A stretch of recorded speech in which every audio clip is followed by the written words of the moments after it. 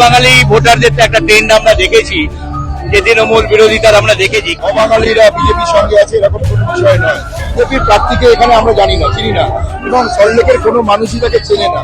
কিন্তু যেখানে সুজিত বোস, যেখানে বাঙালি অবাঙালি হিন্দুস্তানি বা মুসলিম সকলে মিলে কিন্তু তাকে আশীর্বাদ করে, এবং নিশ্চিতভাবে এবার সেটা আরো ব্যাপক পরিমাণে হবে। এটা মিথ্যে কথা।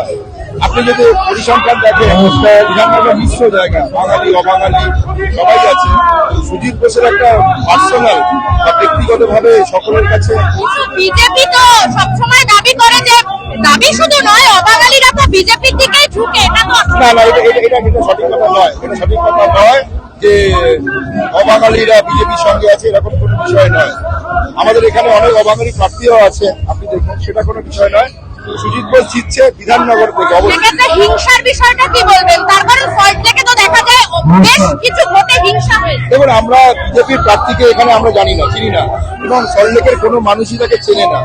তার নাম কিন্তু অভিযোগ তো সুজিত বসুর দিকেই থাকে। কোনো অভিযোগ করতে পারে বিরোধীরা, কিন্তু এই যে জনজোয়ার মানুষের কাছে গ্রহণযোগ্যতা, সেটা প্রশ্নাতীত।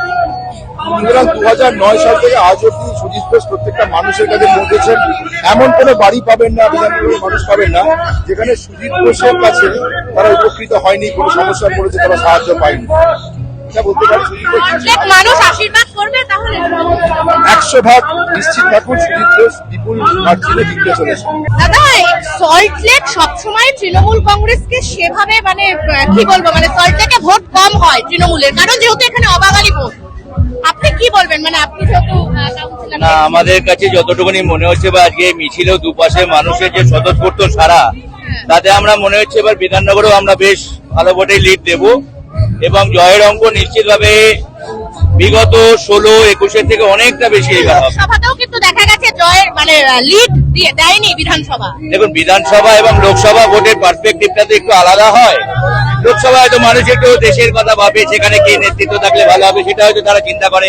আর কিছুটা অবাঙালি ভোটারদের তো একটা ট্রেন্ড আমরা দেখেছি, যে তৃণমূল বিরোধিতার আমরা দেখেছি। কিন্তু যেখানে সুজিত বোস, যেখানে বাঙালি অবাঙালি হিন্দুস্তানি বা মুসলিম সকলে মিলে কিন্তু তাকে আশীর্বাদ করে, এবং নিশ্চিতভাবে এবার সেটা আরো ব্যাপক পরিমাণে হবে।